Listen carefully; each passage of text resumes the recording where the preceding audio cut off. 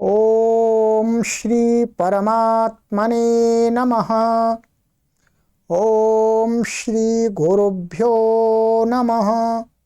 ओम श्री ऋषिभ्यो नमः। ओम सहनाववतु सहनौ भुनक्तु सह वीर्यं करवावहै तेजस्विनावधीतमस्तु मा विद्विषावहै। ओम शांति शांति शांति। सर्वेभ्यो नमः। देववाणी संस्कृतं यूट्यूब चलदृश्यं प्रति भवतां भवतीनां च हार्दं स्वागतम्। मित्रों, अष्टाध्यायी भाष्य प्रथमावृत्तिः पंचमः अध्यायः प्रथमः द्वितीयः पादः। प्रथमानि दूसरा पाद आज से आरंभ हो रहा है। ये पीछे वाला ही आ रहा है तो यहाँ अब आरंभ हो जाएगा द्वितीय पाद। ठीक है।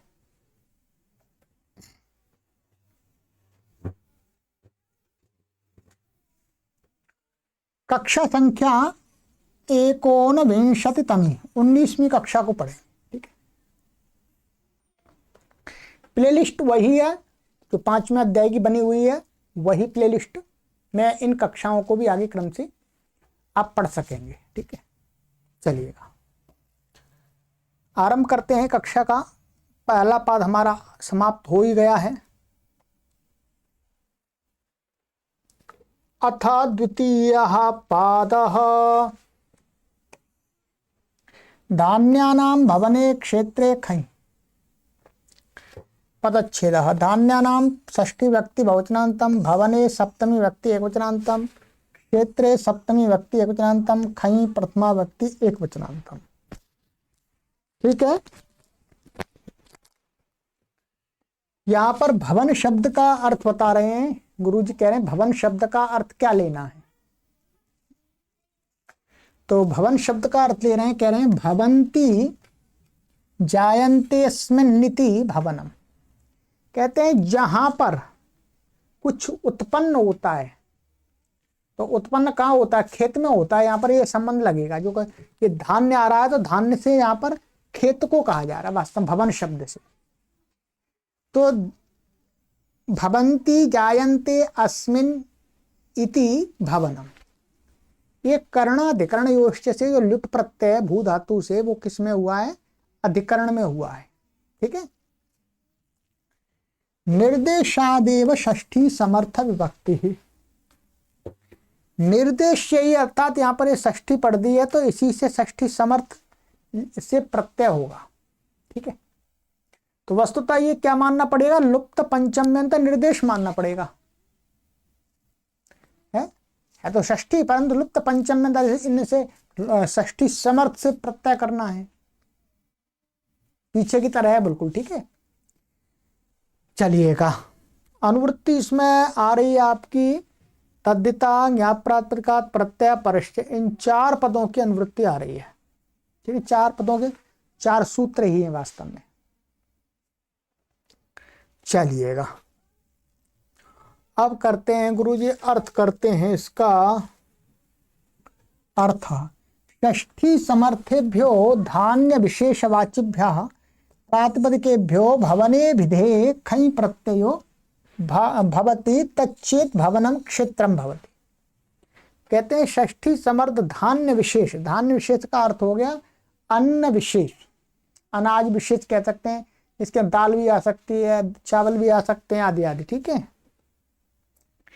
तो कहते हैं प्रातिपदिक कौन से? भवने विधेय। भवने माने जहां पर उत्पन्न होना अर्थ हो, माने जहां पर उत्पन्न किया जाता है उस स्थान को कहा जाता हो। तो क्या है? खञ् प्रत्यय हो जाए तच्चेत भवनम। वो यदि भवन है वो क्या होना चाहिए? क्षेत्रम भवति, खेत होना चाहिए। क्या होना चाहिए? खेत। तो कहते हैं, उदाहरण देते हैं, मुद्गा नाम भवनम क्षेत्रम मौद्गीनम कौद्रवीणम कौलत्थीनम, ये हो गया। ठीक है,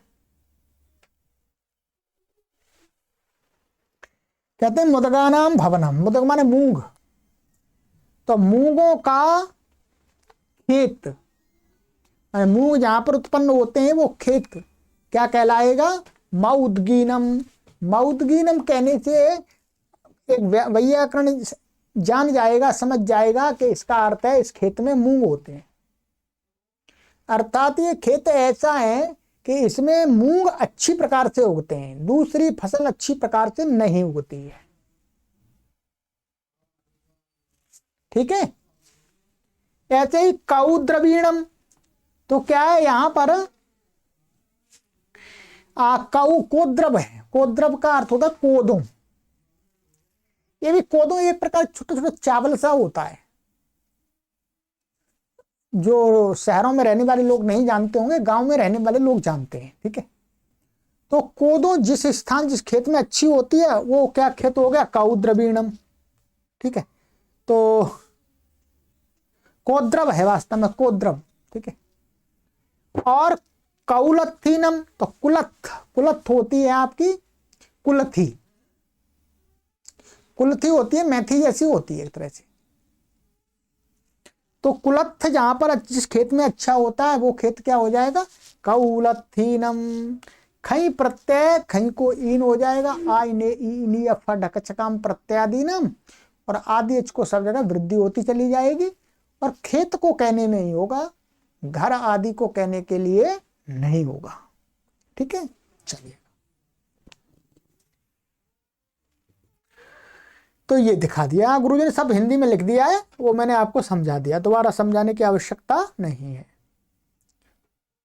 यहां पर ये कौद्रवीणम में अट कुप्वांग नुम व्यवायवे पी से न को अण हो जाएगा, बस इतना विशेष है।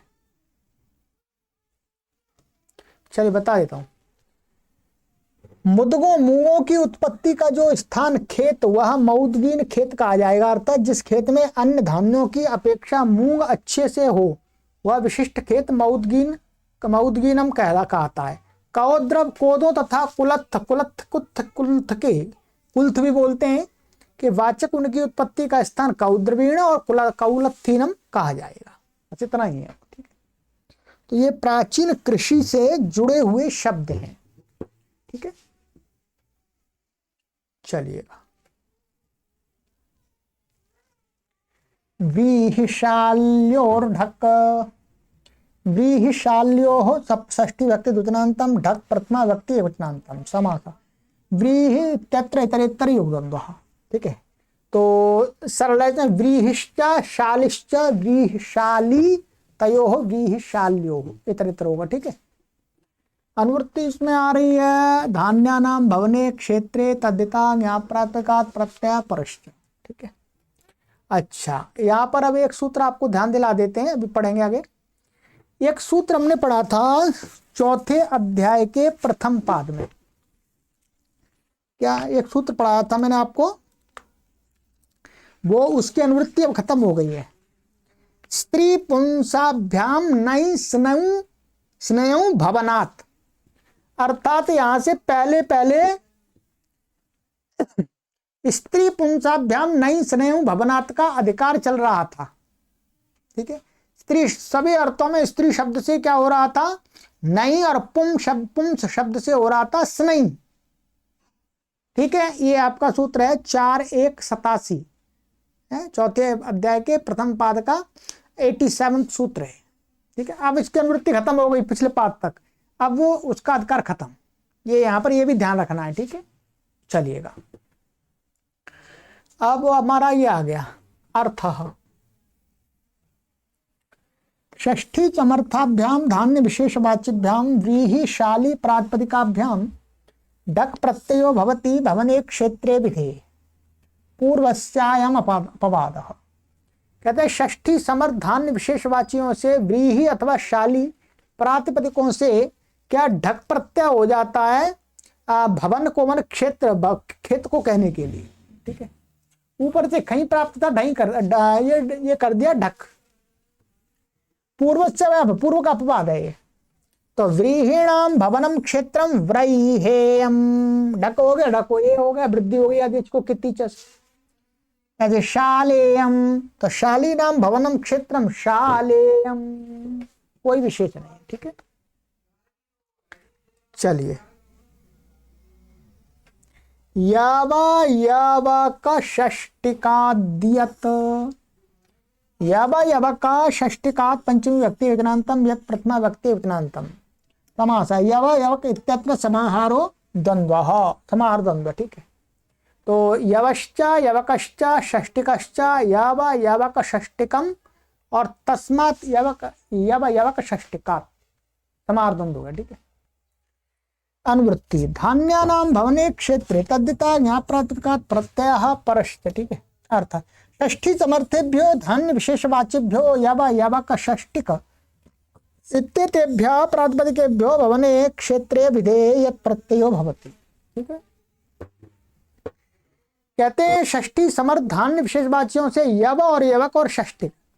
षष्टिक का अर्थ वही है 60, 60 दिन में पकने वाला चावल, जो प्रथम पाद में पढ़ाया था। ठीक है, तो इन शब्दों से भवन क्षेत्र को कहना हो तो क्या है, यत् प्रत्यय होता है, ये भी पूर्व का अपवाद है उसका। तो यवानाम भवनम क्षेत्रम यव्यम, यव का अर्थ होता है जो। ठीक है, और यवकानाम भवनम क्षेत्रम यवक्यम, यवक क्या होता है, जिसको जई बोलते हैं। किसान लोग थे जो ग्रामीण लोग हैं वो जानते हैं, एक जौ होती है जिसके बड़े बड़े दाने होते हैं, और एक जई होती है जिसके काले काले दाने होते हैं, जो खाई नहीं जाती, मनुष्य नहीं खाते उसको, पशु के लिए चारे रूप में प्रयोग होती है वो। तो जई को बोलते हैं यवक। ठीक है, और जौ को बोलते हैं यव। तो जौ के लिए जो खेत है उत्तम, वो क्या है, यव्यम। ठीक है, यत प्रत्यय हो गया। और जई के लिए होता है जई, उसको ऐसे बोलते हैं हिंदी में जई, ऐसे जई। ठीक है, षष्टिक माने जो 60 चावल के लिए उत्तम क्षेत्र है, जिसमें 60 चावल होता है, उस क्षेत्र को क्या बोलेंगे, षष्टिक्यम। सरल है, कुछ विशेष नहीं है। चलिएगा, ये हो गया।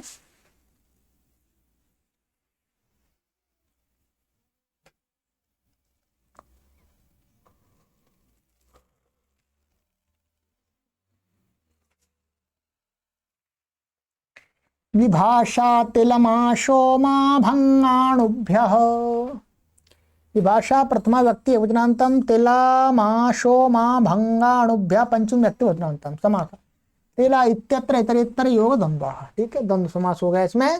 तिलश्च माशश्च उमाच भंगश्च अणुश्च तिलमाशो मा भंगाणवः तेभ्य भंगाणुभ्यः, ऐसा हो जाएगा। ठीक है, अनुवृत्ति इसमें आ रही है यत् धान्यानाम भवने क्षेत्रे तद्धिताः ज्ञाप्रातिपदिकात् प्रत्ययः परश्च, इन पदों की अनुवृत्ति आ रही है जी। ठीक है, चलिएगा। अर्थ षष्ठी समर्थेभ्यो धान्य विशेषवाचिभ्यस्तलमाश तिल वाचिभ्यस्तिलमाश उमा भंगाणु भंगा। ठीक है, ये वास्तव भंगा है, तो भंगा अणु इत्येतेभ्यः प्रातिपदिकेभ्यो विभाषा यत् प्रत्ययो भवति क्षेत्रे विधेये पक्षे खञ्यपि भवति। कहते षष्ठी समर्थ धान्य विशेषवाचि तिल माश उमा भंगा, भंगा शब्द है, मैंने समास का जो विग्रह किया था उसमें भंगश्च कर दिया, भंगश्च नहीं भंगाच ऐसा कर लेना। ठीक है, तो भंगा और अणु इन प्रातिपदिकों से ये क्या है, अनाजों के नाम है। माश तो पता ही है आपको, तिल पता ही है, उमा भंगा और ये अणु, ये भी नाम है प्राचीन में। ठीक, प्राचीन काल में। तो इन प्रातिपदिकों से यत् प्रत्यय होता है खेत को कहना हो तो। ठीक है, और पक्ष में खई भी हो जाएगा विकल्प से कहा है तो। ठीक है, तो अब इसका उदाहरण सरल है बिल्कुल, देखिएगा। तिलानाम भवनम क्षेत्रम तिल्यम, तिलों का क्षेत्र जिसमें तिल अच्छे से होते हैं, तो तिल्यम। और जब खई हो जाएगा ऊपर वाले सूत्र से तैलीनम, तैलीनम का अर्थ हो गया तिलों के लिए, तिलों का खेत जिसमें तिल उत्पन्न होते हैं। ऐसे माश्यम, माशीणम, उम्यम, औमीनम, भंग्यम, भांगीनम, अणव्यम, आणवीनम। तो यहां पर क्या अणु शब्द से यद प्रत्यय होगा तो और गुणा से गुण हो गया है बस, और वांतो ही प्रत्यय से अब आदेश हो गया है बस, और कुछ नहीं है। आणवीनम में खई हो गया है, आदेश को वृद्धि हो गई है तो आणवीनम बन गया, ठीक है, और कुछ नहीं। तो यही लिखा है, जिस खेत में तिल की उपज अच्छी होती है वह खेत तिल्यम या तैलीनम कहा जाएगा, ठीक है। सर्वत्र धान्यानाम निर्देश से षष्ठी समर्थ व्यक्ति का ग्रहण करना है, क्योंकि धान्य ऊपर से आ रहा है, ठीक है। चलिएगा, ये हो गया।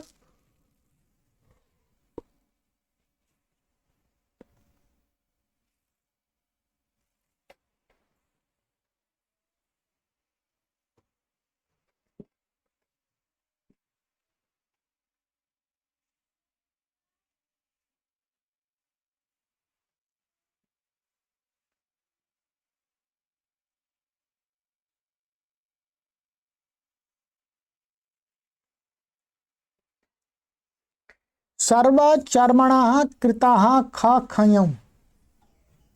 सर्वचर्मणः पंचमी व्यक्ति एकवचनान्तं, कृताः प्रथमा व्यक्ति एकवचनान्तं, ख खयम् प्रथमा व्यक्ति द्विवचनान्तं। समासः खश्च खञ्च ख खयम् इतरेतर योग द्वंद्वः, ठीक है।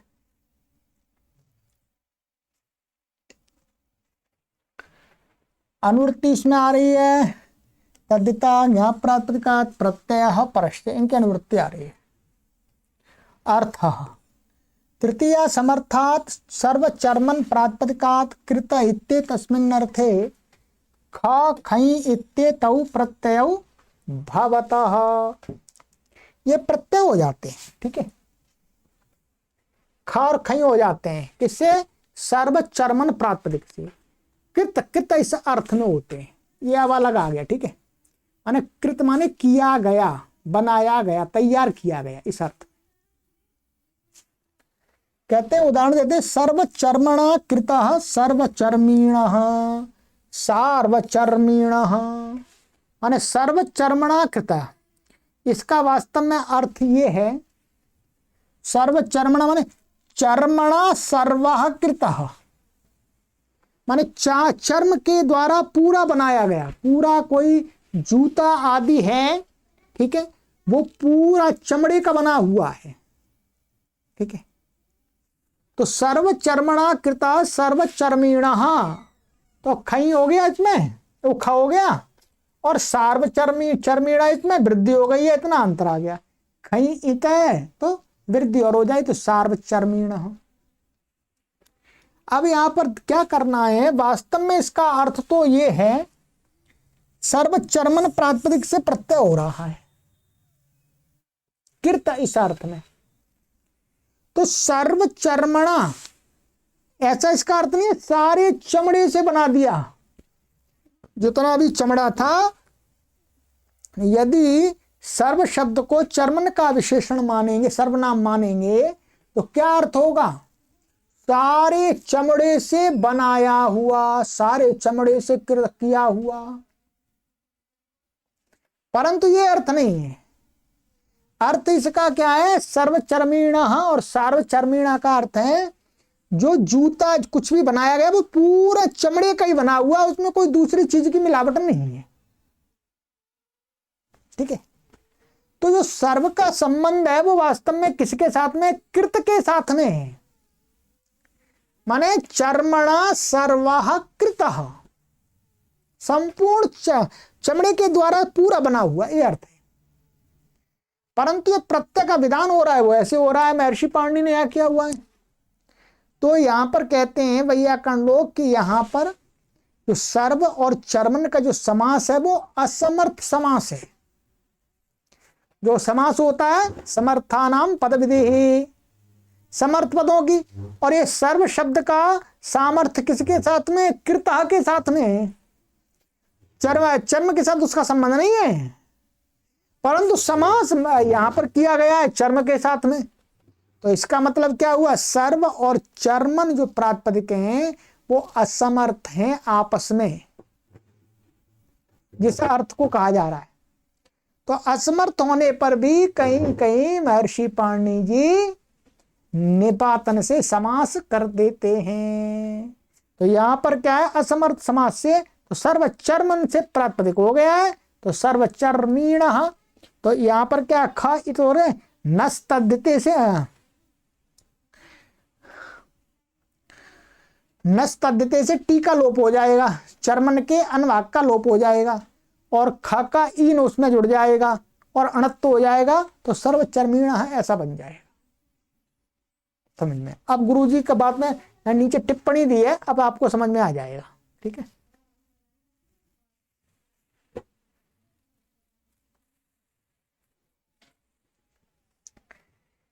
यहां सर्व शब्द का कृतः के साथ संबंध है। कैसे? चर्मणा सर्वः कृतः, यह अर्थ अभिप्रेत है, चमड़े के द्वारा पूरा बनाया गया, पूरे चमड़े के द्वारा बनाया गया, ये अर्थ संभव नहीं है, अभिप्रेत। अतः असमर्थ होने पर भी निपातन से सर्व का चर्म के साथ समास जानना चाहिए। बस यही समाधान है, और कोई समाधान है ही नहीं। ठीक है, चलिएगा, कोई बात नहीं, यही समाधान है वास्तव में। चलिए, ये हो गया आपका, आगे आ जाइएगा। यथा मुख सम्मुखस्य दर्शनः खः, पदच्छेद। यथा मुख सम्मुखस्य षष्ठी व्यक्ति एकवचनान्तं, दर्शनः प्रथमा विभक्ति एकवचनान्तं, खः प्रथमा विभक्ति एकवचनान्तं। समासः यथा मुख इत्यत्र समाहारो द्वन्द्वः। ठीक है, तो यथामुख और सम्मुख इसमें क्या है, समाहार कर दिया है।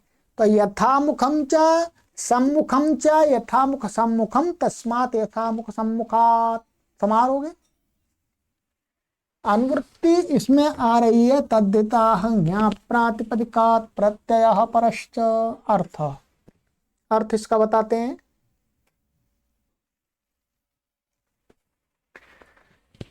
षष्ठी समर्थाभ्याम यथामुख सम्मुख इत्येताभ्याम शब्दाभ्याम दर्शन इत्येतस्मिन्नर्थे खः प्रत्ययो भवति। षष्ठी समर्थ यथा मुख और सम्मुख इन शब्दों से दर्शन, दर्शन दर्शन को कहना हो तो दर्शन के अर्थ में क्या है, खः प्रत्यय होता है। तो दर्शन का अर्थ यहां पर बता रहे हैं। दर्शन क्या है? दर्शन का अर्थ होता है, एक तो देखना होता है, और दर्शन माने जिसमें देखा जाता है वो भी दर्शन होता है। जैसे मिरर होता है, दर्पण होता है, शीशा होता है, इसको बोलते हैं। मुख देख वो भी दर्शन है। कोई शांत पानी होता है, तालाब का, नदी का, समुद्र का, उसमें अपनी परछाई दिखती है, तो वो भी दर्शन होता है। तड़ाग आदि, कुआं, अथवा जो स्टील आदि के पात्र होते हैं, वो उनमें एकदम साफ कोई स्टील का पात्र हो या कांसे का पात्र हो या स्वर्ण का पात्र हो, तो उसमें भी अपने दर्शन दिखाई देता है साफ। ठीक है, तो वही कह रहे हैं, दृश्यते अस्मिन्निति दर्शनः आदर्शादिरुच्यते। देखा जाता है जिसमें, उसको यहां पर दर्शन कहा है। दर्शन का अर्थ देखना मात्र नहीं, जिसमें देखा जाता है अपने आप को या कुछ भी, तो वो आदर्श का अर्थ होता है शीशा। आदि लगा दिया तो तड़ाग आदि हो जाएंगे, और भी कुछ हो जाएंगे, जहां पर भी दिखता है वो सारा हो जाएगा।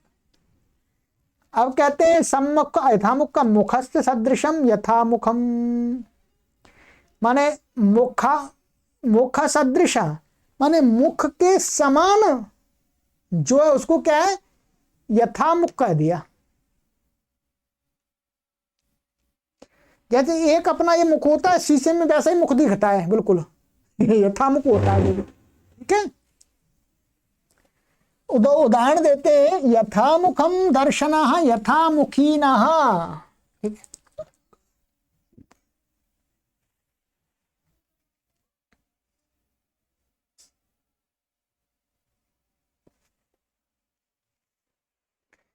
तो यथामुखम माने जैसा मुख है, जैसा मुख है वैसा ही जिस दर्शन में, माने जिस शीशे में मुख दिखता है उस शीशे को क्या बोलेंगे, यथामुखीनः। खा प्रत्यय कर दिया। इसका मतलब हो गया जैसा मुख है वैसा मुख कौन से शीशे में दिखेगा, एकदम जो साफ शीशा होगा, सही शीशा होगा। टूटा होगा, गंदा होगा, धब्बे होंगे तो नहीं दिखेगा। तो यथामुखी ना, यथामुख शब्द से क्या हो गया, ख हो गया, इन हो गया। ऐसी समस्या सर्वस्य मुखस्य दर्शनः सम्मुखीनः। तो यहां पर सम का अर्थ है सर्व। सम ये क्या है, मकारांत वो अकारांत है। सम माने सर्वस्य मुखस्य दर्शन, पूरे मुख का दर्शन होता है, मतलब जो दर्शन कराता है, दर्शन है। तो वो शीशा क्या है, सम्मुखीनः। निपातनात् अकार लोप, निपातन से क्या है, जो सम है वास्तव में इसके आकार का लोप करके ये मकारांत रह गया, सम ऐसा बन गया, सम्मुखीनः। ये बात यहां पर ये कह रहे हैं, बस और कुछ नहीं। ठीक है, चलिएगा। अब यहां पर आपके लिए मैं हिंदी में बता देता हूं, गुरुजी का लिखा हुआ बता दूंगा तो और अच्छे समझ में आ जाएगा। जिसमें अपना प्रतिबिंब देखा जाता है उसे दर्शन कहते हैं, अर्थात शीशा। मुख के जो समान वह यथामुख है। निपातन से यह सदृश्य, सादृश्य अर्थ में अव्ययी भाव समास हुआ है। ठीक है, सादृश्य में अव्ययी भाव समास का यथा के साथ में यथा सादृश्य माने यथा का असादृश्य अर्थ में वर्तमान होता है, उसका समास होता है, पर यहां निपातन से सादृश्य में भी कर दिया। ठीक है, सम के आकार का लोप भी निपातन से हुआ है। ठीक है, सम शब्द का अर्थ है संपूर्ण। ठीक है, समे शाम बोलते हैं, ये भी सर्वनाम है, सामा। दर्शन यहां कृत प्रत्यय के सामर्थ्य से षष्ठी व्यक्त्याय जाननी चाहिए। ठीक है, यहां पर कहते दर्शन, यहां पर कृत प्रत्यय है, कृत प्रत्यय है वो दर्शन शब्द में। तो कृत के योग में क्या होती है, षष्ठी होती है, कर्तृकर्मणोः कृति, कर्तृकर्मणोः कृति से, तो उसकी बात कह रहे हैं। तो यथामुखी ना, जैसा मुख है, मुख ठीक वैसा दिखाने वाला शीशा। सम्मुखी ना, संपूर्ण मुख को दिखाने वाला शीशा। अब आप भी देख लीजिएगा पंक्तियां ये। ठीक, ये चलिएगा। तत्सर्वादेः पथ्यंग कर्म पत्र पात्रम व्याप्नोति। तत् द्वितीय व्यक्ति एकवचनान्तम, सर्वादे पंचमी व्यक्ति एकवचनान्तम, पथ्यं कर्म पात्रम द्वितीय व्यक्ति एकवचनान्तम, व्याप्नोति क्रियापदम। ठीक है, समास दिखाया है, सर्व आदि यस्य स सर्वादि तस्मात् सर्वादेः बहुव्रीहि। ठीक है,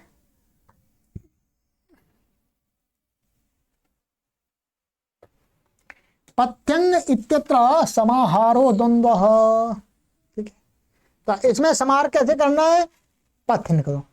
पंथाश्च अंगश्च कर्मं च और पत्रम च पात्रम च, पथ्यंग कर्म पत्र पात्रम। ठीक है, और तद द्वितीयांत है, तद पथ्यंग कर्म पत्र पात्रम, फिर हो जाएगा वैसे ही। ठीक है, अनुवृत्ति है इसमें, खह तद्धिता ज्ञाप्रात्रिका प्रत्यय परश्च, इतने पदों की अनुवृत्ति है जी। अर्थ द्वितीय समर्थात् सर्वादेः पथिन अंग कर्म पत्र पात्र इत्येवमन्तात् प्रातिपदिकात् व्याप्नोतीते तस्मिन्नर्थे खः प्रत्ययो भवति। माने कहते हैं द्वितीय समर्थ सर्वादि पथिन, जो सर्वादि शब्द सर्व आदि में होना चाहिए, और फिर अंत में क्या होना चाहिए, पथिन अथवा अंग अथवा कर्म या पत्र पात्र, इनों से अंत वाले प्राप्त को व्यापनोति, व्यापनोति व्याप्त होना, इस अर्थ में क्या हो जाता है, ख प्रत्यय हो जाता है। उदाहरण देते हैं, सर्वप्रथम व्यापनोति सर्वपथिनो रथः, माने सारे रास्ते को, ठीक है, माने सभी प्रकार के रास्तों पर व्याप्त माने चलने वाला, प्रयोग होने वाला जो रथ होता है, इस रथ को क्या बोलेंगे, सर्वपथिनो रथ, सर्वपथिना। तो सर्वपथ शब्द हो गया यहां पर वास्तव में, ठीक है, और इससे खई प्रत्यय हो गया, तो ये हो गया सर्वपथिना। सर्वांगीण, तो सर्वांग शब्द से सर्वांगीण हो गया ये तापह, सभी अंगों को तपाने वाला, मतलब सभी अंगों में व्याप्त होने वाली गर्मी, तेज धूप गर्मी में, ठीक है। और सर्वकर्मीण पुरुषः, माने सारे कर्मों में व्याप्त होने, सभी प्रकार के काम करने वाला व्यक्ति। सर्वपत्रीण सारथी, माने सभी प्रकार के, पत्र का अर्थ है यहाँ पर रथ, सभी प्रकार के रथों को चलाने वाला, सभी प्रकार के रथों में व्याप्त होने वाला, ने प्रयोग करने वाला जो है सारथी, वो होता है सर्वपत्रीण। सार्वपात्रीण ओदना, माने सभी पात्रों में पकने वाला ओदन, ऐसा ओदन कोई पात्र में रख दो और चूल्हे पर पक जाता है। कुछ चावल ऐसे होते हैं कि विशेष पात्र में, विशेष आकार के पात्र में ही पकते हैं, नहीं तो कच्चे रह जाते हैं अथवा ज्यादा घुट जाते हैं। तो ये है। अब यहां पर आपको कुछ भी नहीं करना है,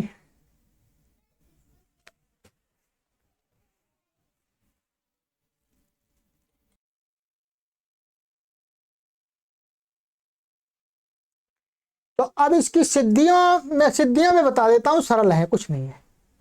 जैसे ये क्या शब्द है, सर्व पथ लिया है, यहां पर क्या है, ये सर्वपथिन शब्द था, ये इसका जब समास होता है, समास होता है तो क्या होता है, ये इसका समासांत प्रत्यय होकर के सर्वपथ शब्द बन जाता है। ये वास्तव में क्या बन जाता है, सर्वपथ। ये आगे हम 5वें अध्याय के 4थे पाद में पढ़ेंगे, ठीक है। तो अभी अकारांत बन गया वास्तव में, क्या बन गया, अकारांत। तो सर्वपथ, और ये अम हो जाएगा, और ये आपका ये हो जाएगा आपका प्रत्यय ख, ठीक है, नुकादि हो जाएगा, इन आयो सर्वपथीना बन जाएगा, ठीक है। ये सर्वांग सर्वकर्मीण, तो यहां पर कर्मन शब्द वास्तव में, यहां पर कर्मन अथवा कर्म दो शब्द है, एक अकारांत है और एक नकारांत है। तो नकारांत प्रचलन में अधिक है, ठीक है। नकारांत लेंगे तो सर्वकर्मन बन जाएगा। तो सर्वकर्मन बनने के बाद में क्या हो जाएगा, आगे जो खा आएगा ईन हो जाएगा, तो नस तद्धिते से टीका लोप हो जाएगा। क्या हो जाएगा, टीका लोप। और ये सामान्य, और सर्वपत्रीणा पत्र शब्द है आराम से, और सर्वपात्र शब्द है, इसमें कुछ विशेष नहीं है। कुछ लोग यानी कुछ लोग यहां पर क्या करते हैं, सर्वपथिन शब्द से प्रत्यय करते हैं, ध्यान देंगे, सर्वपथिन शब्द से प्रत्यय करते हैं, और इस ख के ईन हो गए या नस तद्धिते से टीका लोप करते हैं, नस तद्धिते से टीका लोप कर देते हैं। परंतु वस्तुतः सर्वपथ जब समास होता है सर्वपथिन का, तो सर्वपथ बन जाता है। ये आगे आपको 5वें अध्याय में ज्ञात होगा, चौथे पाद में, ठीक है। तो ये सिद्धि है, और कुछ इसमें विशेष नहीं है। चलिएगा, यहां लिखा हुआ गुरुजी ने वो सब देख ली, मैंने बता दिया आपको।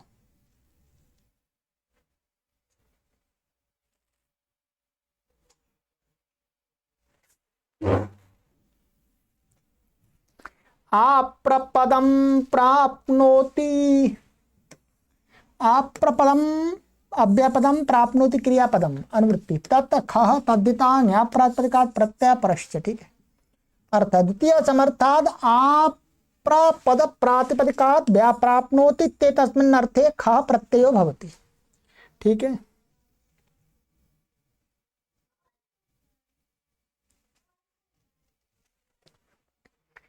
द्वितीय समर्थ आप्रपद प्रातिपदिक से प्राप्नोति इस अर्थ में ख प्रत्यय हो जाता है। ठीक है, तो आप्रपदम प्राप्नोति आप्रपदीनः पटः। ठीक है, आप्रपद बोलते हैं जो पैर का जो टखना होता है, टखना टखना, ये यहां लिखा हुआ ये प्रपद, प्रपद प्रपद शब्द, प्रपद का अर्थ होता है जो टखना होता है, पैर का टखना। और जब इसका आ का इसमें आ लगा देते हैं, आंग मान मर्यादा अर्थ में, तो क्या हो जाएगा, टखने से ऊपर ऊपर, टखने से ऊपर ऊपर के भाग को यहां पर क्या कहा गया है, आप्रपद। ध्यान देंगे, आंग उपसर्ग है, प्रपद का अर्थ हो गया टखना, और आ है वो क्या, टखने को छोड़ करके ऊपर ऊपर आ जाएगा अपने आप। तो आंग दो अर्थों में आता है, मर्यादा में और अभिविधि में। तो यहां मर्यादा में, तो मर्यादा का अर्थ क्या, तेन बिना मर्यादा, जिस पॉइंट से हम किसी को नापते हैं तो वहां मर्यादा रखते हैं तो उसको छोड़ना पड़ता है, तो मर्यादा में यहां पर आंग है। ठीक है, तो आप्रपदीना पटा का अर्थ टखने से ऊपर ऊपर जो आने वाला पजामा आदि या घाघरा आदि जो भी है, ठीक है, वस्त्र, पटा कपड़ा। अब यहां गुरुजी ने सिद्धि में कुछ भी नहीं है, आप्रपद से खा हो गया, इन हो गया है।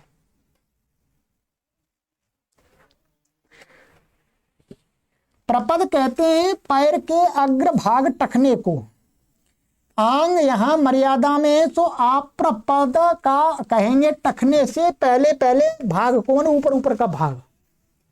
जो वस्त्र टखने तक प्राप्त हो वह आप्रपदीन वस्त्र होगा।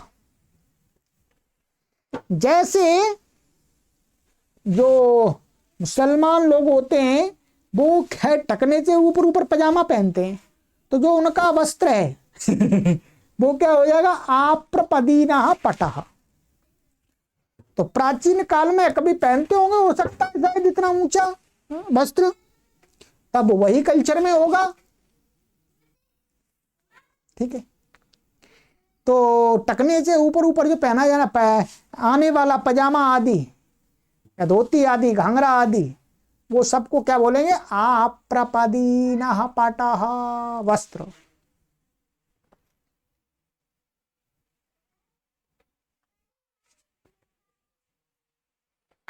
अनुपद सर्वान्नायानयम् बद्धा भक्षयति नेयेषु। अनुपद सर्वान्नायानयम् द्वितीय व्यक्ति वचनांतम, बद्धा भक्षयति नेयेषु सप्तमी व्यक्ति बहुवचनांतम समास। अनुपद इत्यत्र समाहारो द्वंद्व है, ये समाहार द्वंद्व है। ठीक है,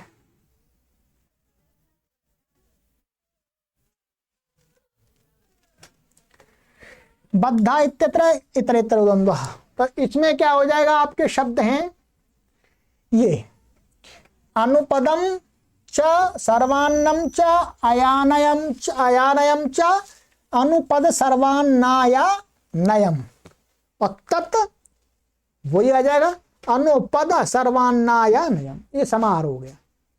उसमें इतरेतर है, तो उसमें बद्धाश्च भक्षयतिश्च नेयश्च बद्धा भक्षयति नेयाः तेषु बद्धा भक्षयति नेयेषु, हो जाए द्वंद्व। अनुवृत्ति इसमें आ रही है तत् खः तद्धिता ञ प्रातिपदिका प्रत्यय परश्च, इनकी अनुवृत्ति आ रही है जी। ठीक है, अर्थ द्वितीय समर्थेभ्यो अनुपद सर्वान्न अयानय इत्येतेभ्यः प्रातिपदिकेभ्यो यथासंख्यं बद्धा भक्षयति नेय इत्येतेष्वर्थेषु खः प्रत्ययो भवति। कहते हैं द्वितीय समर्थ अनुपद सर्वान्न और अयानय, इन प्रातिपदिकों से यथासंख्य करके मैं अनुपद से बद्धा अर्थ में और सर्वान्न से भक्षयति अर्थ में और अयानय से ने अर्थ में क्या हो जाता है बोलो, ख प्रत्यय हो जाता है। अभी इसका अर्थ देखें, ठीक है। बद्धा का अर्थ होता है बंधा हुआ, और भक्षयति का अर्थ होता है खाता है, और ने का अर्थ होता है ले जाने योग्य। इन तीनों अर्थों में क्रमशः होगा। आइएगा उदाहरण देख लेते हैं। अनुपदा, अनुपदम बद्धा अनुपदीना उपानत, ये हो गया।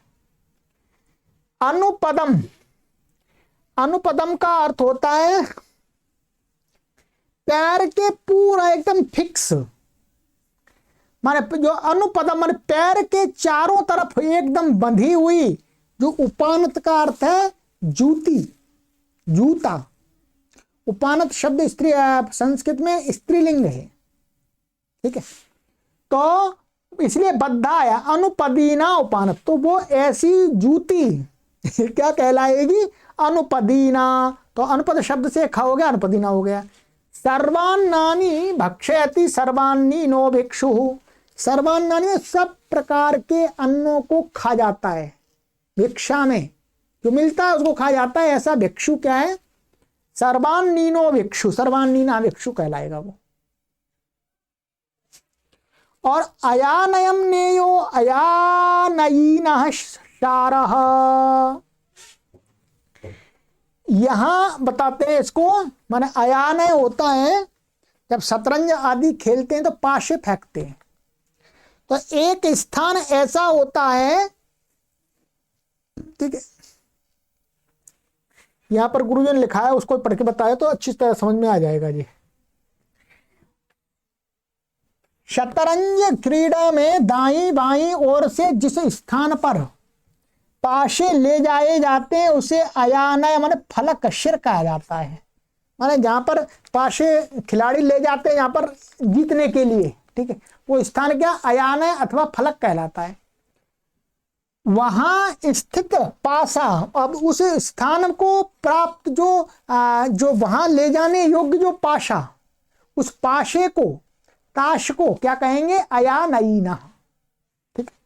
तो अयानयीनाम ये हो जाएगा, ठीक है, पाशा। तो वही कहा है अयानयम नेयो, माने उस फलक स्थान को ले जाने के योग्य जो पाशा है, उस पाशे को क्या बोलेंगे, अयानय्य शारह, माने ताश पाशा।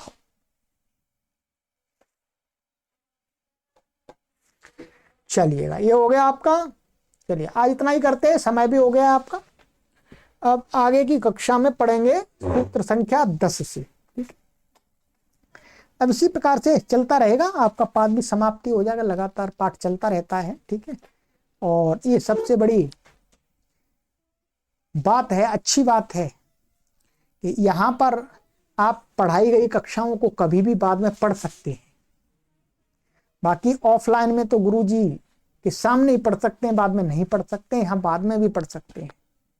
और हमारे लिए भी ये सुसमाचार है कि हम अपने समय पर पढ़ा देते हैं और हमारे पाठक अपने समय पर पढ़ लेते हैं, और आगे आने वाले भविष्य में भी पढ़ते रहेंगे। चलिएगा, सर्वेभ्यो नमः।